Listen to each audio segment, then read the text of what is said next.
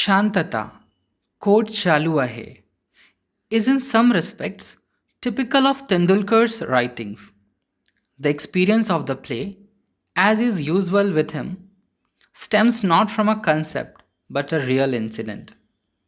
In this particular case, the stimulus came from an amateur group on its way to stage a mock trial in Villeparle, the suburb where Tendulkar lived.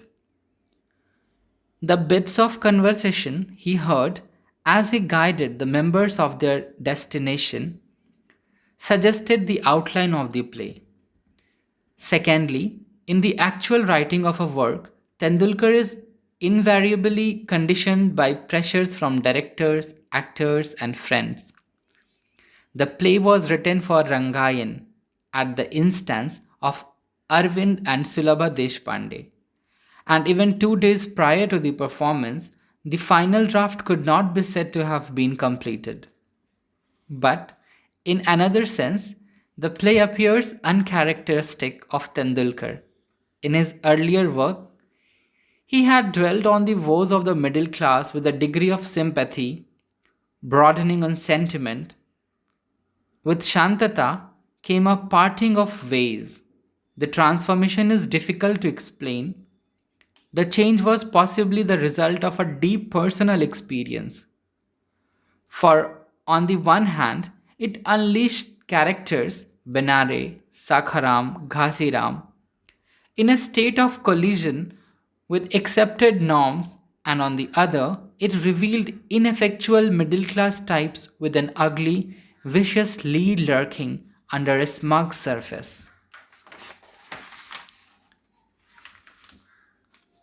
All this might, of course, sound like hindsight today.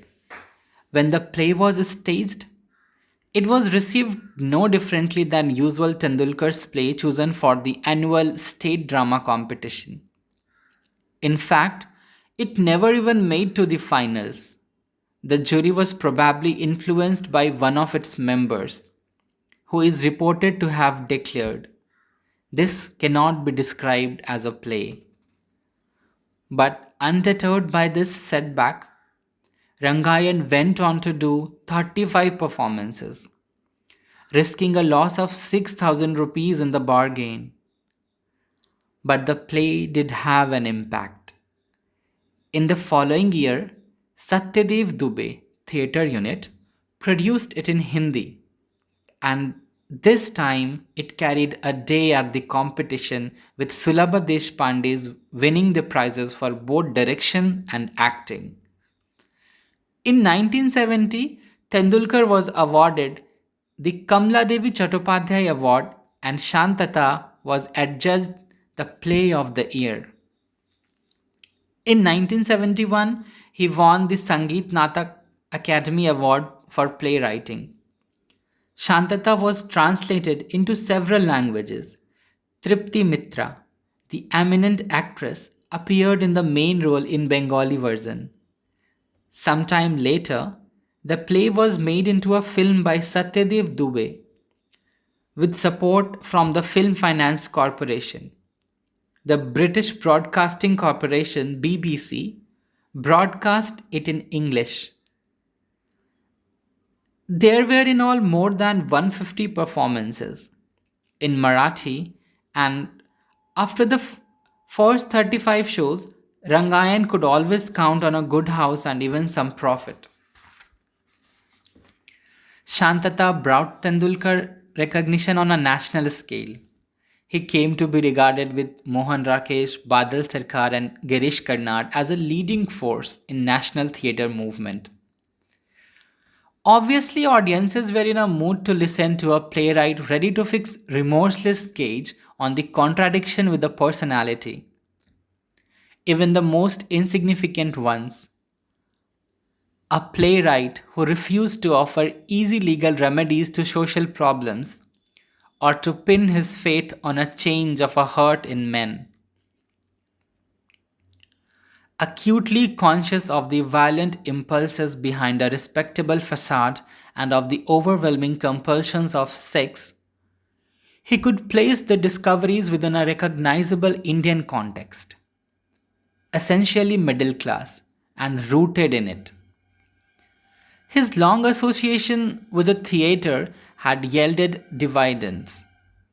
It had taught him to mold this familiar material into dramatic shape. Today, it is easy to detect the craft that went into the plotting of the play.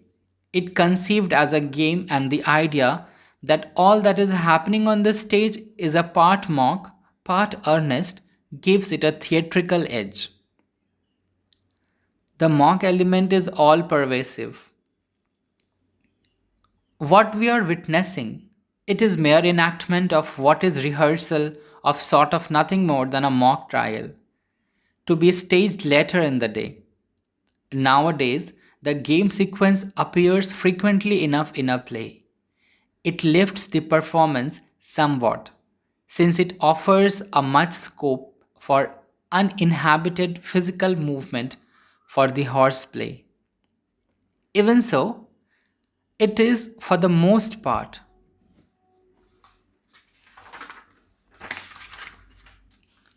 little more than an inset. But in Shantata, the play and its structure revolve wholly around the idea of a game and include the essential ingredient of reversal. Binare, who is on the offensive in the beginning, finds herself trapped at the close of the play. The innocuous latch, which has hurt her finger and drawn her blood as she enters the place, later shuts the group in and, in fact, takes on the dimension of a barricade. The claustrophobic atmosphere inside becomes the kind of setting where social masks are shed. When the members of the troupe entered the room, we half expected banter and cordiality. As among friends, banter there was, but alongside a strong stick of pettiness.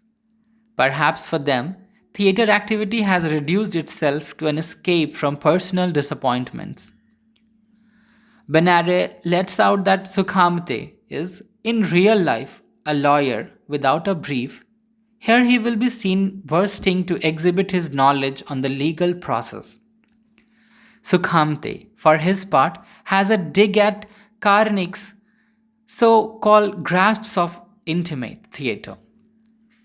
Supported by Balu Rokde, he relies at the unfortunate Ponkshe who had actually failed his inter-science examination but professes during the trial to be an expert on scientific affairs.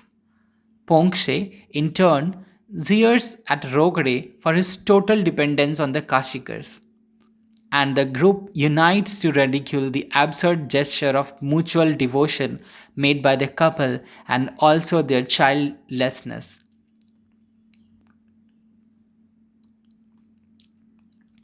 The whole lot of them try to needle Benare, but at least in the first half of the play, she is able to outsmart them. The name of Professor Damle, who has failed to turn up, hovers in the air, giving rise to some inexplicable uneasiness.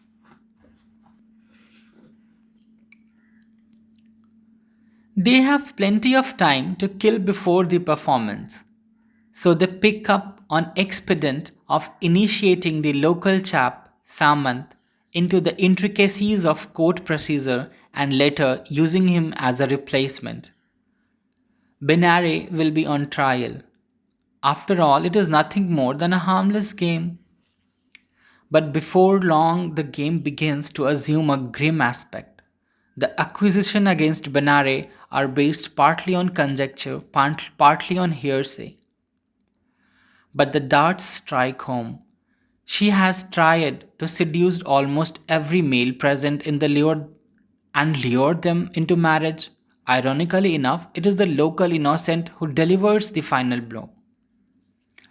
In his excitement, he reads out a passage from a novel. The details seem to fit Benare's case. Here is a typical instance of someone poor in inexperience feeding his own imagination with popular reading fare. It is a subject to which Tendulkar returns in Baby, but from a different angle. The door latch has long since fallen into place. The group has by now safely insulated itself.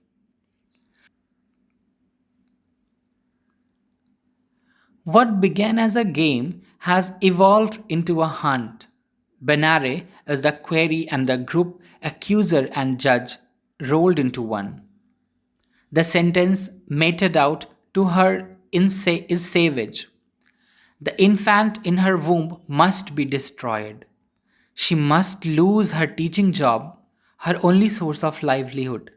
There is no mention of the intellectual who abandoned her, the absent Damle. Having created this situation, the playwright seems to have had no other option except to allow Benare her say. Her inert frames stirs a little to communicate to us what she knows about men who profess love but in fact only have hunger for the flesh. Perhaps a realization such as this, which also embodies an awareness of the cravings of her own body, needed a better dramatic equivalent. As it stands, this soliloquy sounds more like self justification than knowledge of self. Paradoxically, spectators find the final declaration quite the most absorbing part of the play. One would like to believe that this is not what the playwright intended.